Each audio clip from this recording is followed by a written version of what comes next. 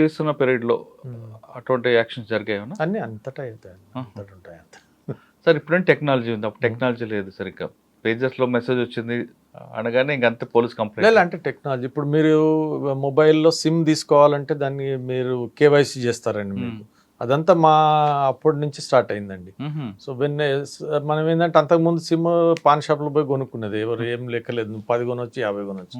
So అప్పుడు ఈ did okay know everything has to be verified. ఈ నెంబర్ తీసుకున్నానంటే పలానా మురళి గారు తీసుకెళ్లారు. సో దట్ అకౌంటింగ్ అయిన తర్వాత అది తగ్గింది. దాని తర్వాత వేరే technology we also started using and firm action, weapons recovery firm. Then if somebody lifts weapon we will also lift weapon. తర్వాత అప్పుడు ఎంసీఓసిఏ అనే ఒక కొత్త యాక్ట్ తెచ్చాం ఆర్గనైజ్డ్ క్రైమ్కి అగెనిస్ట్గా, మొకోకా. సో దానివల్ల సాలిడ్ ఎఫెక్ట్ అండి, మొత్తం టర్న్ అరౌండ్ అయింది. సో 98లో ఉన్న problems by 2000 it was over almost. Sir అక్కడ మీకు బాగా ట్రబుల్ మంగర్ ఎవరండి మీకు మంచి? ఎందుకంటే ముంబై అనగానే దావుద్ ఇబ్రహీం, చోటా షకీల్ వీళ్ళందరి పేర్లు వస్తుంటాయి. అప్పుడు ఉండేవండి, ఇప్పుడు అవన్నీ పోయాయండి. ఇప్పుడు జరిగిన మీరు పనిచేస్తున్న టైంలో కూడా మేము పనిచేస్తున్నప్పుడు ఉండేది కదండి, 98, 97, 98లో ఉండేవి ఇవన్నీ.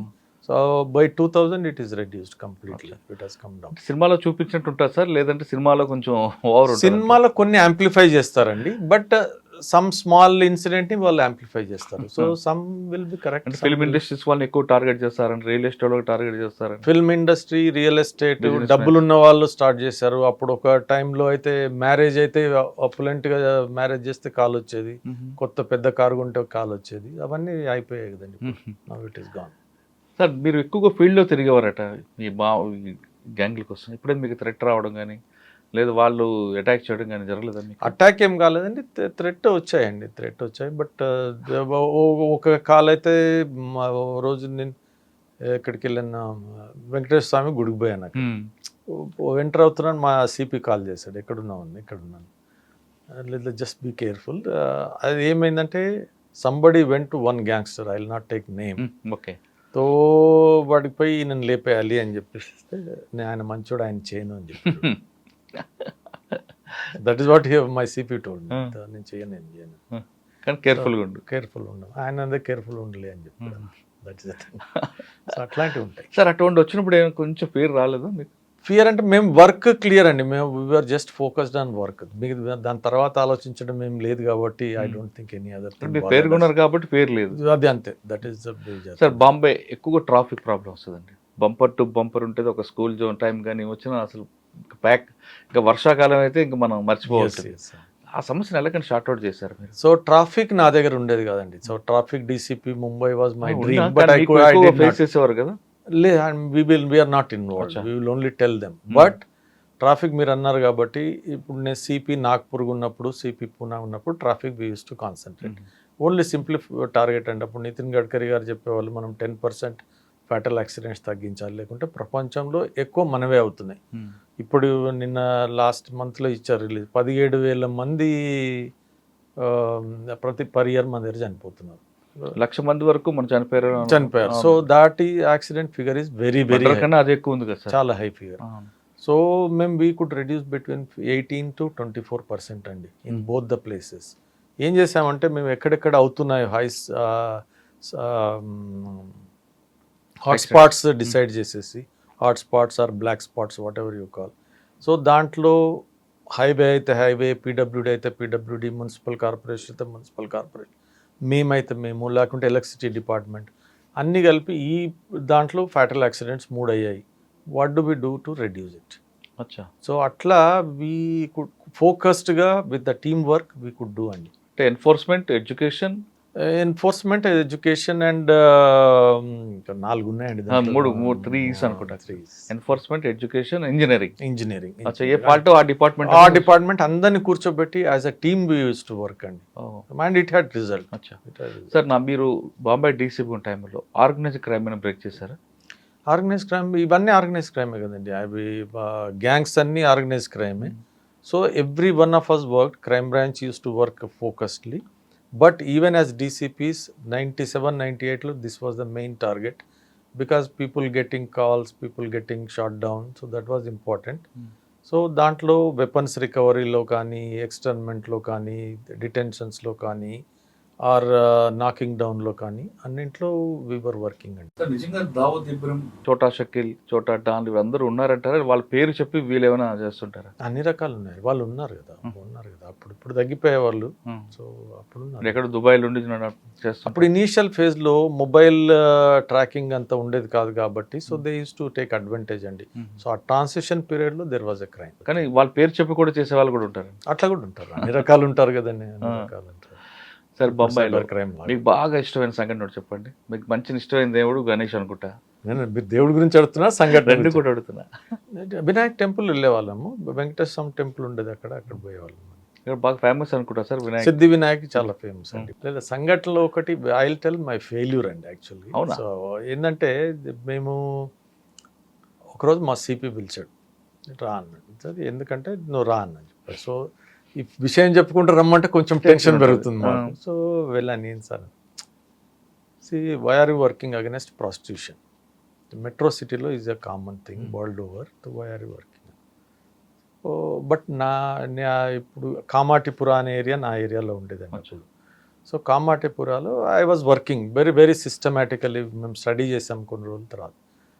సో నేను చెప్పాను ఆయనకి, మైనర్ అమ్మాయి ఎక్కడో గుంటూరు దగ్గర ఊర్లో నుంచి, లేకుంటే యూపీలో బలియాలో ఊర్లో నుంచి నీకు ఫిల్మ్ బొంబాయిలో ఫిల్మ్ ఇది ఛాన్స్ ఇస్తామని తీసుకొని వచ్చేసేసి రూమ్లో పెట్టేసి 10 రోజులు టార్చర్ చేసి తర్వాత ప్రాస్టిట్యూషన్లో వదిలితే it is simple abduction, kidnapping and rape. So ఇది మనం ఎట్లా అలో చేస్తాం? We cannot allow this. If she is doing on her own is entirely different. This is what I'm against. Child rape is against. A girl below 16 years cannot be in this. Adult also. Adult against her wish. ఆమెకి ఇష్టం లేదు, బలవంతా నువ్వు చేసేసి అక్కడ ఆమె పోవాలంటే పోగలదు, ఆ facility చేయాలి. సో ఈ 2 పాయింట్లు చెప్పేసి నేను అంటే ఆయన ఏమనలేదు, సరే వెళ్ళిపో అన్నాడు. అంటే అది బేసిక్ పోలీసింగ్ కదా సార్. ప్రాపర్టీ అంటే మనం పర్స్పెక్టివ్ వాజ్ డిఫరెంట్ కదండి. పర్స్పెక్టివ్ అంటే నువ్వు ప్రాస్టిట్యూషన్ ఏరియాలో ఏం పని చేస్తావు, ఎందుకు అదే ఏజ్ ఓల్డ్ ప్రొఫెషను, మన 64 కళల్లో కూడా ఉంది ఎందుకు అని చెప్పేసి అట్లా జనరల్ యాటిట్యూడ్ ఉంటుంది. ఏమన్నారు సార్ మీరు చెప్పగానే? ఏమనలేదండి, వెళ్ళిపోమన్నారు. నెక్స్ట్ మా వీక్లీ మీటింగ్ ఉండేదండి. వీక్లీ మీటింగ్ అవుతుంది, అంతా అయిపోయిన తర్వాత వెంకటేశం కొంచెం బాత్ కన్నా చాట నేనేం మాట్లాడు ఏమంటే లేదు మొన్న నువ్వు నాకు చెప్పావు కదా, నువ్వు అందరికి చెప్పాను. సో అందరికి చెప్పాను, this is what, how can be allow a child being abducted and raped in our own area? No. Then we have to act. How can we allow an adult to be forced into prostitution? No. So everybody said yes. So entire perspective changed అండి దాంతో. అది fail ఎందుకు వస్తారు? Fail ఎందుకంటే ఇది success అండి. దాంట్లో ఆ టైంలో ఒక అమ్మాయి, తెలుగు అమ్మాయి నాకు లెటర్ రాసింది తెలుగులో. సార్ పలానా దగ్గర నన్ను పట్టేసి పెట్టారు, ఇక్కడున్నాను, మీరు సేవ్ చేయగలరని నేను మీకు రాశాను అని చెప్పేసి లెటర్ రాసిందండి. We tried but we could not save her, we could not find her. That was failure అండి. She had trust. Same thing మన ఒక 4 ఏళ్ళ తర్వాత సమ్ గర్ల్ ఇన్ సింగపూర్లో ఏదో కాన్ఫరెన్స్లో నా పేరు తీసుకొని చెప్పినా కానీ నాకు ఆనందం అనిపించలేదు, ఎందుకంటే this failure was hurting. CP గారు తెలియదు సార్ సెక్షన్స్ అవి కూడా తెలియకుండా ఆయన సెక్షన్స్ తెలుసు అండి. మీరు దీంట్లో నేను సెక్షన్స్ అనట్లేదు కాదు సార్, ఇంత బేసిక్ పోలీసింగ్ మనకి ఏం చెప్తారు సార్? తెలుసు అండి. మనం ఫోకస్ ఎక్కడ చేస్తున్నాం దీంట్లో. నేను ఒక ప్రాసెస్ ఆయనే చెప్పొచ్చు కదా డైరెక్ట్ గా. లేదు, he wanted me to get confidence and tell everybody. So వీళ్ళందరూ పోయి నాకు అగ్నెస్ట్ గా అక్కడ కంప్లైంట్ ఇస్తుండొచ్చు, వెంకటేశం కుచ్ బి కర్ రా అని. So he wanted me to tell. It is easy tactic. ఎవరు సార్ సిపి అప్పుడు? మెండోన్స్ అని ఉండేవాడు అండి. Very meticulous and great personality. మీకు నచ్చిన ఫుడ్ ఏంటి బాంబేలో? వడాపావా? బయట ఎక్కడో పోయేది కాదండి మనం జనరల్. ఇంట్లో మేడం బాక్స్ ఇస్తారు? ఇంట్లో. సార్ మీరు బాక్స్ తీసుకొని ఆఫీస్కి మీరు ఇన్స్పెక్షన్కి వెళ్తే మీకోసం ఫుడ్ రెడీ చేస్తున్నా మేము ఫీల్ అయ్యేవారా? లేదు, మేము ముందే చెప్పేవాళ్ళం అండి. ఎప్పుడు కావాలంటే అప్పుడు చెప్పేవాళ్ళము, లేదంటే నేను తెచ్చేసుకుంటున్నా అని చెప్పేవాళ్ళం. ఎందుకు సార్ చాలా మంది ఆఫీసర్లు ఇన్స్పెక్షన్కి వస్తే ఫుడ్ అంతా రెడీ చేయమని చెప్తారు కదా? లేదా కల్చర్ మారిందండి. జనరల్లీ ఇప్పుడు హెల్త్ కాన్షియస్ పీపుల్తో మేము రొట్టె అన్నం, పప్పు అన్నం తీసుకెళ్ళాము, అయిపోయింది సింపుల్. సార్ మీరు ఇన్స్పెక్షన్ మనం వేరే వాళ్ళని ఇబ్బంది పెట్టకూడదు. కరెక్ట్. మీరు ఇన్స్పెక్షన్కి వెళ్ళినప్పుడు జనరల్ క్రైమ్ మీటింగ్ తీసుకున్నా ఎక్కువ 174 ఫైల్స్ చూసేవారు అటు, ఎందుకంటే అన్నీ చూసేవాళ్ళం అండి. అట్లా కానీ ఎక్కువగా 174 తీసి సస్పెషన్ డెత్ మాత్రం తీసి దీని వెనుక ఇన్వెస్టిగేషన్ చేయండి, ఇది కాజ్ ఆఫ్ డెత్ కావాలి అని మీరు సో ఎక్కువ మనకి అడిగేవారు. ఏమవుతుందండి మేమంటే మీరు సేవ గురించి కూడా చెప్పారు. దాంట్లో ఏంటంటే ఏ మనిషి తనకు పని లేకుండా నా పని వదిలేసి నేను పోలీస్ స్టేషన్లో పోయి కూర్చొని వస్తానని పోడు. అవును. పోలీస్ స్టేషన్లో పోవాలంటే నేను అనుకోవడము జనరల్లీ ఇంట్లో ఒక బోర్డు మీటింగ్ లాగా అవుతుంది. భార్య పిల్లలందరూ కూర్చొని మనం ఇద్దామా లేకుంటే పక్కింటి ఎవరికి అని చెప్పి సెటిల్ చేసుకుందామా అనుకుంటా. పోలీస్ స్టేషన్కి వచ్చాయంటే మళ్ళీ రిహార్సల్ కూడా చేసుకుంటాడు, ఏం మాట్లాడాలి ఏం మాట్లాడదు. సో అట్లాంటప్పుడు వచ్చిన ప్రాబ్లం అతను అవుట్సోర్స్ మనకు చేస్తున్నప్పుడు మనం ఏమవుతుందంటే 100 ప్రాబ్లమ్స్ వస్తే ప్రియారిటీలో ఇవి 4 మనకు కూడా అటెన్షన్ దాంట్లో ఉంటాయి. మిగతా 90 కూడా వాళ్ళకి ఇంపార్టెంట్ ప్రాబ్లమ్స్ ఇండివిజువల్స్కి. సో అందుకని ఏ ప్రాబ్లం ఉంటే ఎన్ని ప్రాబ్లమ్స్కి మనం మ్యాక్సిమం అటెండ్ చేసి we can resolve or provide proper advice. So ఆ విధంగా వర్క్ చేసాము.